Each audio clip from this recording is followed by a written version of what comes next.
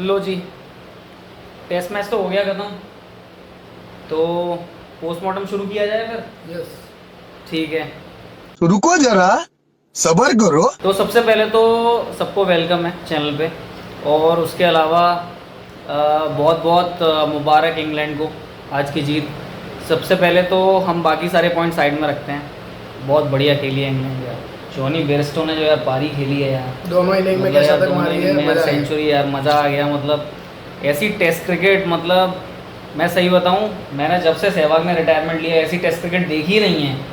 मतलब इतनी मार इतनी मार इतनी मार, तो मतलब सहवाग भी नहीं मारता था कभी। आप जॉनी बेयरस्टो को जैसे कि देख सकते हैं कि वो न्यूजीलैंड दौरे से इतना बढ़िया खेल रहे हैं। जब न्यूजीलैंड इंग्लैंड में भी खेलने आई थी हाँ। इंडिया से इंडिया से पहले, तो आप देख सकते हैं कितने बढ़िया शतक लगाई थी, और इसमें भी इंडिया में क्या शतक लगाई है, दोनों पारियों में क्या शतक मारी है। और रूट ने भी उनका बहुत बढ़िया साथ दिया। रूट तो यार मैं क्या बोलूँ, रूट तो मतलब प्लेयर ऑफ द डेकेड अगर बोला जाए इस डेकेड का तो वो कम नहीं हुआ, क्योंकि यार टेस्ट मैच में रूट की टक्कर का तो कोई प्लेयर अभी है नहीं। विराट कोहली को लोग बोलते थे बहुत बड़ा प्लेयर है, और मैं विराट कोहली बहुत बड़े प्लेयर हैं एक्चुअल में, लेकिन अभी आप इस टाइम के हिसाब से देखो तो भाई बहुत बड़ा फेलियर है, बहुत बड़ा गैप हो गया। लगभग 3 साल होने को आए, इंटरनेशनल क्रिकेट में सेंचुरी नहीं है। सेंचुरी को आप साइड में रख दो, सेंचुरी कोई बड़ी बात नहीं है। अगर मैच जिताऊ पारी भी हो, 70 हो, 80 हो, 90 हो, नहीं है यार। बैटिंग में कॉन्फिडेंस नहीं है। इस वाले टेस्ट में जब विराट कोहली बैटिंग करने आए थे सेकंड इनिंग में स्पेशली, तब लग रहा था थोड़ा, जब उन्होंने 2 कवर ड्राइव मारे, बॉल बैट पे कनेक्ट हो रहा था, बहुत अच्छी फ्लो में रन बन रहे थे, मज़ा आ रहा था देख के। लेकिन फिर वही हुआ, एक बॉल, जब बोलते हैं ना जब टाइम खराब होता है तो फिर किस्मत भी साथ नहीं देती है। दोनों ही इनिंग्स में ऐसा हुआ। फर्स्ट इनिंग में कट बोल्ड, सेकंड इनिंग में वो बाउंस ले गई बॉल और निकल गई। विराट कोहली का खराब टाइम तो चल ही रहा है, जैसे कि आप सभी जानते हैं विराट कोहली इस टाइम अपने काफ़ी खराब समय से जूझ रहे हैं। पर हम और भी प्लेयरों पर नज़र मारे तो और भी प्लेयरों ने कोई किसी ने भी साथ नहीं दिया। जसप्रीत बुमराह ने काफ़ी ज़्यादा अच्छा परफॉर्मेंस किया, उनकी मैंने बॉलिंग देख के काफ़ी ज़्यादा मज़ा आया हम लोगों को। पर हम और भी प्लेयरों को देखें, उनका साथ नहीं दे पाए, जैसे कि ऋषभ पंत हुए। ऋषभ पंत तो पहली पारी में अच्छा खेले, पर सेकंड पारी में उन्होंने अपना विकेट फेंक दिया, कोई मतलब नहीं था। दोनों पारी में विकेट फेंका है विकेट ऋषभ पंत ने। मतलब जैसे कि अब यहाँ इंग्लैंड के प्लेयरों को देखिए कि एक बार जम गए। अब चौथी पारी में रूट और बेयरस्टो को देखिए, एक कैच छूटा था बेयरस्टो का, फिर उसके बाद कोई भी कैच नहीं छूटा है। पता ही है, अगर मैं इस टेस्ट को पूरा समराइज करूं तो सबसे बेस्ट लाइन ये है कि जिस टीम ने विकेट नहीं फेंका वो टीम जीत गई, और वो टीम थी इंग्लैंड। इंडिया के बल्लेबाजों ने दोनों इनिंग में अपने विकेट फेंके हैं, चाहे वो फर्स्ट इनिंग हो और स्पेशली सेकंड इनिंग में। तो जैसे ही इंडिया की लीड 350 प्लस हुई, बैट्समैन, मतलब जब हम चौथे दिन बैटिंग करने आए, चेतेश्वर पुजारा का विकेट गिरा। चेतेश्वर पुजारा वाली बॉल अच्छी थी, उसमें इतनी गलती नहीं बताऊंगा मैं, फिर भी मतलब मुझे नहीं लगता इतनी गलती थी उसमें। सेट खेल रहे थे, उन्होंने अपना काम कर दिया था। लेकिन पुजारा के बाद जितने भी बैट्समैन आए हैं, ऐसा लग रहा था कि उनको ये लग रहा है कि भाई मोर देन इनफ लीड हो गई है, और अब तो हम यहाँ से मैच हार ही नहीं सकते हैं, चाहे कुछ भी हो जाए। मतलब ऐसे ऐसे शॉट मार के लोग आउट ऑफ विकेट फेंक के किसी ने भी विकेट पर टिकने की कोशिश नहीं करी है। और हमारी टेल से तो भाई कोई उम्मीद ही मत करो, क्योंकि टेल तो आती है, वो तो भाई बाउंसर पे ऐसे शॉट लगा रहे हैं जैसे भाई इनसे अच्छा पुल शॉट कोई खेलना ही नहीं चाहता है। खैर, बॉलर तो बॉलर है, जब हमारे बैट्समैन ही अच्छा काम नहीं करे तो हम क्या कर सकते हैं। चलो, अब मेरा नेक्स्ट क्वेश्चन आपसे ये है कि हर बार हम विदेशी दौरों पे जाते हैं, चाहे वो इंग्लैंड हो, ऑस्ट्रेलिया हो, साउथ अफ्रीका हो। सबसे पहली बात तो ये है कि अब क्योंकि आईपीएल 2 महीने की विंडो में होता है, तो आपके 2-3 प्लेयर तो वैसे ही निपट जाते हैं, इंजरी हो जाती है आपके। हर बार कोई ना कोई, कभी रोहित शर्मा इंजर्ड हो गए, कभी विराट कोहली तो खैर इंजरी इतना कंसर्न नहीं है, कभी रोहित शर्मा, कभी केएल राहुल, कभी कोई प्लेयर।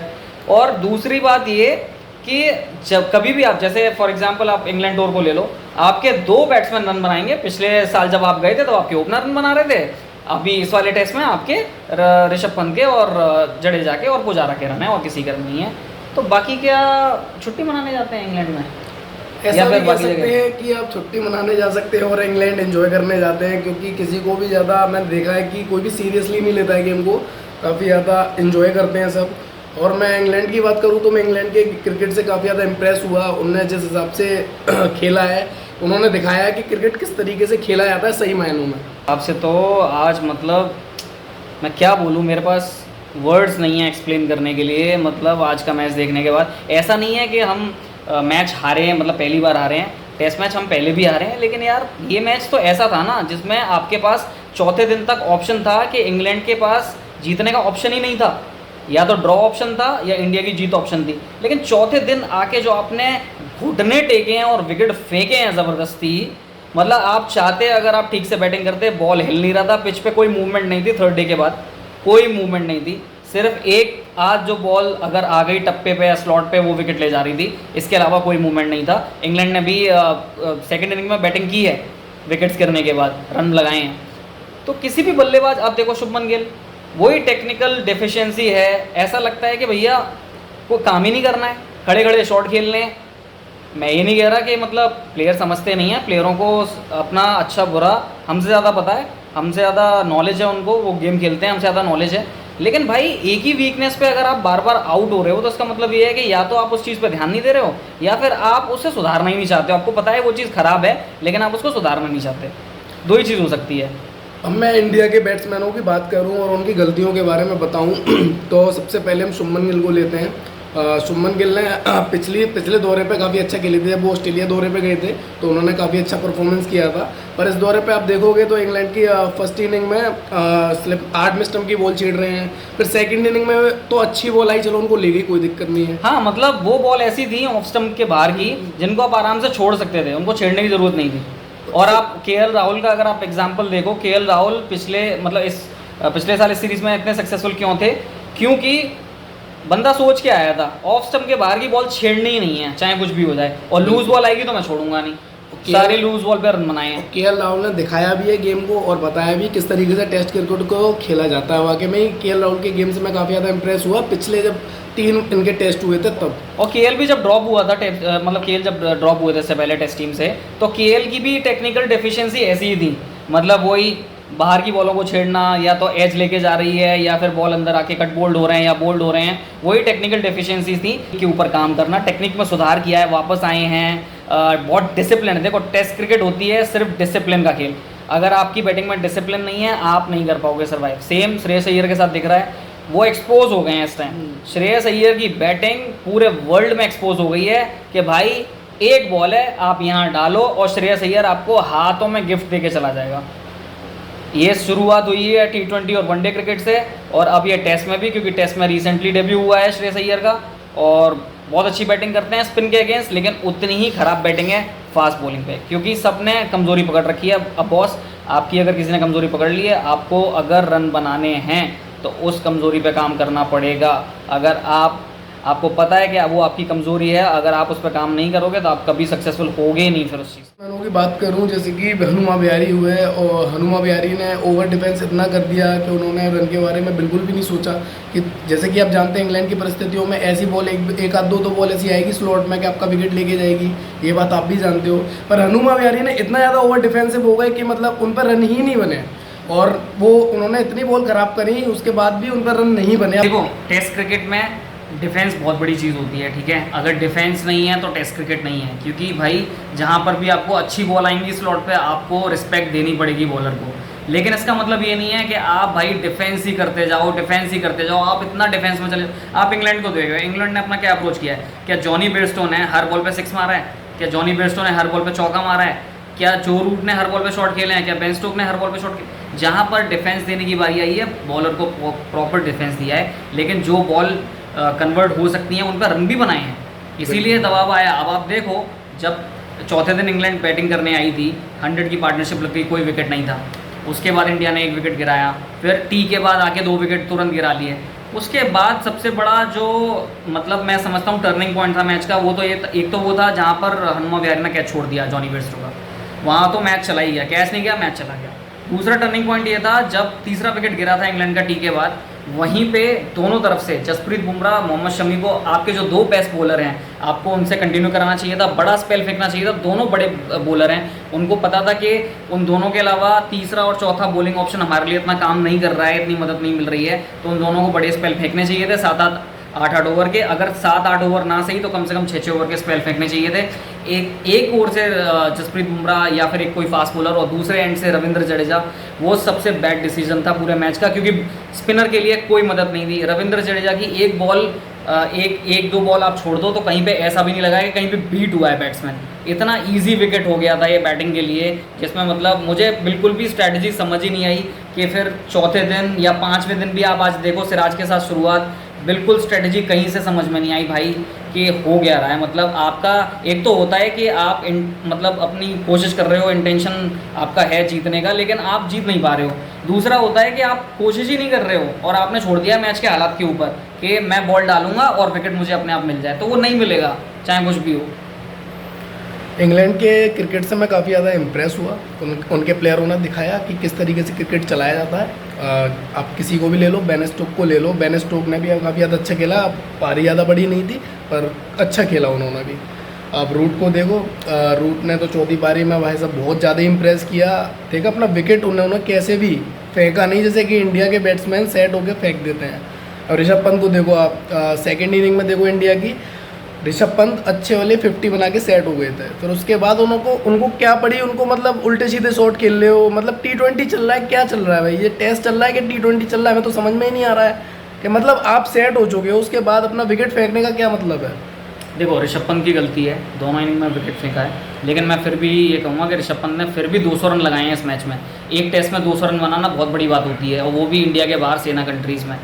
लेकिन मेरा क्वेश्चन ये है, क्या शुभमन गिल छुट्टी पे है या फिर हमारे दूसरे ओपनर कौन थे, चेतेश्वर पुजारा, चलो सेकंड इनिंग में रन है। थर्ड नंबर हनुमा विहारी क्या कर रहे थे।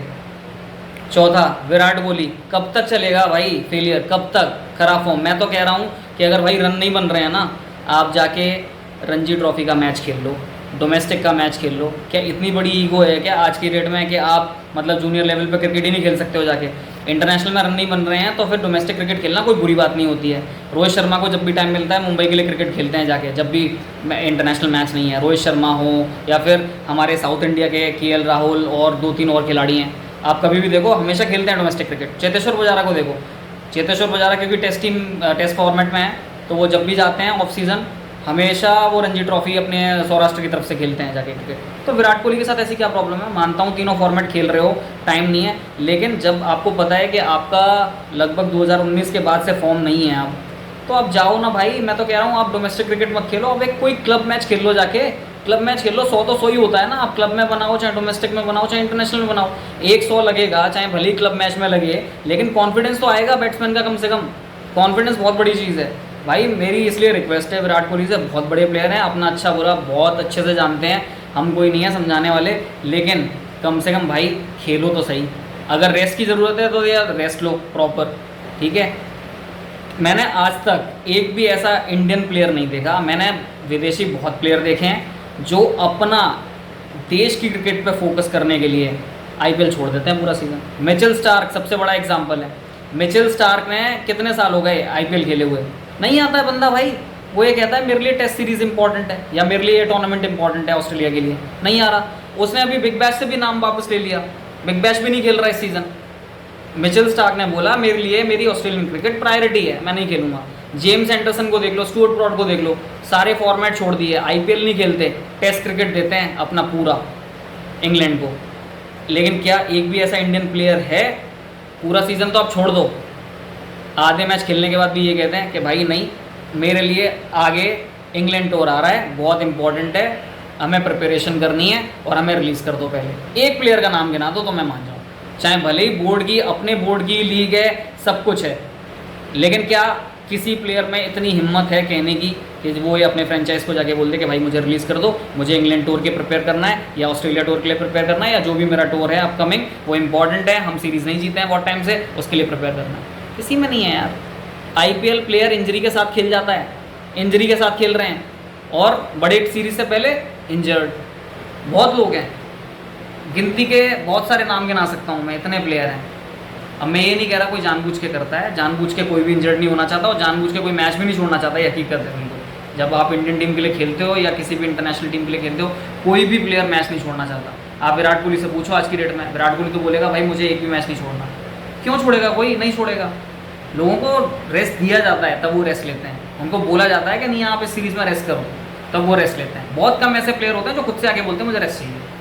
और इंडिया के काफ़ी प्लेयर इतने बड़े लेवल पे खेल रहे हैं, इंटरनेशनल लेवल पे खेल रहे हैं, तो मुझे तो कभी कभार लगता है कि ये कैसी बच्चों ऐसी हरकत कर रहे हैं। रविंद्र जडेजा को देख लीजिए, टीम हार रही हो या जीत रही हो उनको कोई लेना देना नहीं है, उनकी 50 हो जाती है तो तलवार उनकी चलना स्टार्ट हो जाती है।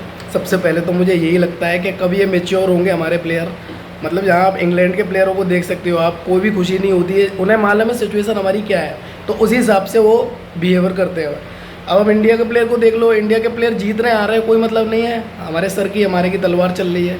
बताओ क्या रिएक्शन दोगे इस टाइम? ठीक है, लेकिन जड्डू की इतनी गलती नहीं है इस मैच में यार। जड्डू ने अपना काम किया। हाँ, जड्डू ने बैटिंग में इतने रन बनाए हैं कि शायद इंडिया के जो मिडिल ऑर्डर बैट्समैन है उसके किसी का रन नहीं है। 2018 के बाद सबसे ज़्यादा 100 की एवरेज से रन है टेस्ट क्रिकेट में। पर थोड़ा सा मेच्योर तो होना पड़ेगा हमारे इंडिया के बैट्समैनों को, मैच्योरिटी लानी होगी, लेकिन मुझे लगता है अब शायद टाइम आ गया है कि अब टेस्ट क्रिकेट में कॉल लेने का। आपने लास्ट ईयर जब खराब परफॉर्मेंस हुई तो आपने अजिंक्य रहाणे को बलि का बकरा बना दिया और बाहर कर दिया। चेतेश्वर पुजारा को भी किया, लेकिन चेतेश्वर पुजारा ने चलो भाई काउंटी क्रिकेट खेली, सही डिसीजन लिया। काउंट IPL नहीं खेला, IPL में अपना नाम डाला था, नहीं बिके, बहुत अच्छा हुआ। मैं तो बोलता हूँ अगर रहाणे के साथ भी ऐसा हो जाता, रहाणे भी काउंटी जाते रन लग जाते तो शायद कुछ और बात होती। ठीक है, तो बहुत अच्छा डिसीजन था पुजारा का, लेकिन अब टाइम आ गया है कि आप अपनी परफॉर्मेंस असेस करो। चाहे भले ही मैं मानता हूँ कि सीरीज़ ड्रॉ हो गई है, बहुत बड़ा रिजल्ट है, क्योंकि ड्रॉ भी 2007 में लास्ट टाइम हम सीरीज़ जीते थे इंग्लैंड में राहुल द्रविड़ की कैप्टनसी में, उसके बाद से हम हार ही रहे हैं, कभी ड्रॉ भी नहीं हुई है। अब ड्रॉ हो गई है, ये बहुत बड़ी बात है। मैं ये नहीं कह रहा हूँ कि ड्रॉ एक बड़ी जीत नहीं है, बड़ी जीत है बिल्कुल। इंग्लैंड में ऐसी जगह हमारी टीम ने पूरी टक्कर दी है, लेकिन अब बात आ गई है घूम फिर के कि हमारी जो बैटिंग है वो कोलैप्स हो रही है सेना कंट्रीज़ में बहुत सालों से। ये आज की बात नहीं है, बहुत टाइम से। तो अब असेस करने की बारी आ गई है। अब सेलेक्टर्स को चाहिए कि बैठें टीम मैनेजमेंट के साथ, कैप्टन के साथ, असेस हो, सबकी कंडीशन असेस हो, देखा जाए किसका कितना परफॉर्मेंस है, क्या है, वीकनेस डिस्कस होनी चाहिए, सबको काम करना चाहिए। और डेफिनेटली अब शायद टाइम आ गया है कि टेस्ट क्रिकेट में थोड़े से चेंजेस होने चाहिए, और नॉट ओनली इन बैटिंग, शायद पेस बैटिंग में भी, पेस बॉलिंग में भी हमें कुछ चेंजेस करने पड़ेंगे। ईशांत शर्मा ऑलरेडी बाहर हो गए हैं, और मोहम्मद शमी के अंदर भी वो मुझे अब दिख नहीं रही है धार जो पहले होती थी, क्योंकि सीम बॉलर हैं, पिच से हिट द टैग करके घुमाने की कोशिश करते हैं, नेचुरल स्विंग बॉलर नहीं है। तो शायद आपको फोकस करना होगा कि आप एक दो नेचुरल स्विंग बॉलर और शायद एक लेफ्ट आर्म सीमर, जो कि बहुत टाइम से इंडिया स्ट्रगल कर रही है ढूंढने में, एक अगर एक लेफ्ट आर्म सीमर मिल जाए not only in test cricket, अगर तीनों फॉर्मेट में मिल जाए तो बहुत अच्छा रहेगा इंडिया के लिए। मुझे लगता है शायद वर्ल्ड क्रिकेट में अभी भी डोमिनेट कर रहे हैं। ऐसा नहीं है कि हमने ऑस्ट्रेलिया में 2 टेस्ट सीरीज़ जीती हैं, हम साउथ अफ्रीका में सीरीज़ जीतने के बहुत करीब थे, वहाँ से हमने एक जीता हुआ मैच दे दिया under the captaincy of KL Rahul, और यहाँ पर भी हम सीरीज़ जीतते जीतते रह गए। परफॉर्मेंस अच्छी है, लेकिन कुछ जो वीक लिंक्स हैं उन पर काम करना होगा डेफिनेटली। अब टाइम आ चुका है कि हम काफ़ी ज़्यादा अपने बॉलर्सों पे ध्यान दें, क्योंकि मोहम्मद शामी है जो कि उनकी इस बार बॉलिंग में कोई भी धार हमें दिखी नहीं। आप उनकी जगह प्रसिद्ध कृष्णा को ट्राई कर सकते हो। अब नए ऑप्शन ट्राई करने होंगे, प्रसिद्ध है, उमरान मलिक है। अब शायद मुझे लगता है कि एक नया लॉट फास्ट बॉलर का तैयार करना होगा, जिसमें आपके 4 से 5 फास्ट बॉलर हमेशा तैयार रहने चाहिए। आपका कोई भी बॉलर रेडी नहीं है, आपके 4 बॉलर ऐसे तैयार रहने चाहिए कि आप किसी को भी पिक करो तो वो तैयार है, मैच रेडी है। अब जैसे कि जानते हैं पिछली बार इंग्लैंड टूर पे इंडिया गई थी, तो शार्दुल ठाकुर का आपने गेम देखा था कि किस तरीके से उन्होंने मैच खेले। अच्छे, मतलब काफ़ी ज़्यादा तेज़ खेला और मतलब 50 20 बनाई।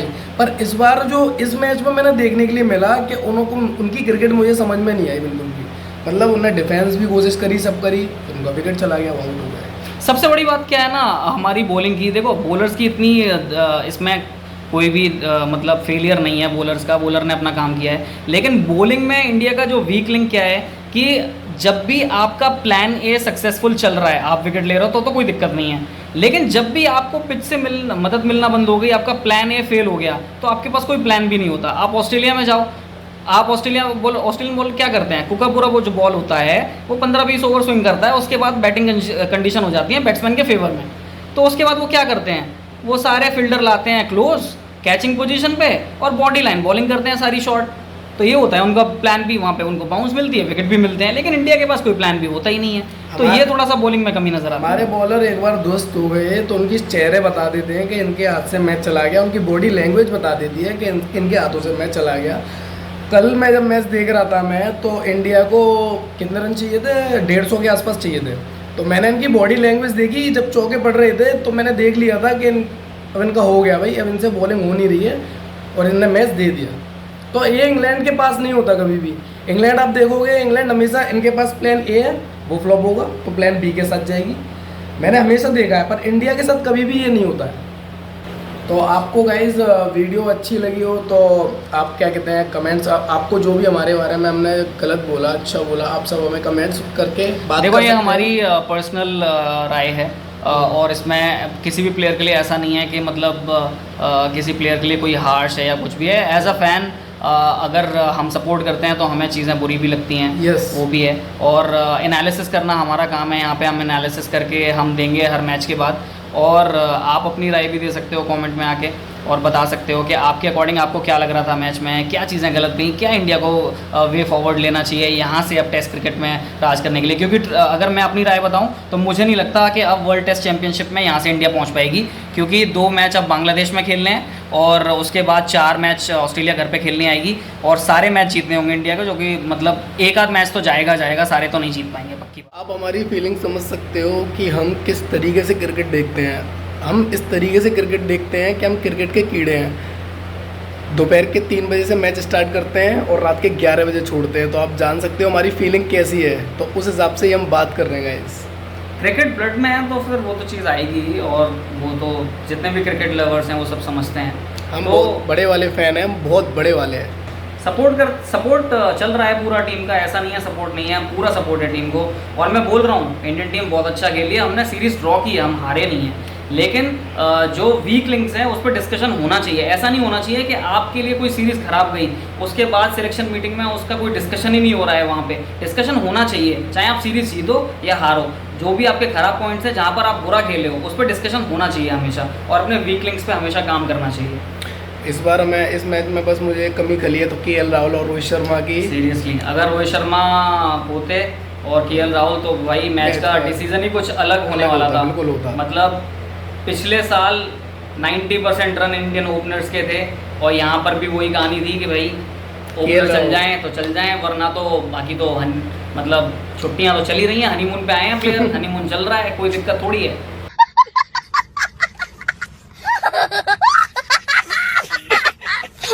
कोई बात नहीं है, फिर आ जाएंगे इंग्लैंड खेलने, फिर आ जाएंगे, फिर जीत जाएंगे सीरीज, क्या फ़र्क पड़ता है, चलने दो। कोई इजाज़त चाहते हैं सबसे और जल्द मिलेंगे एक और वीडियो के अंदर, तब तक टेक केयर।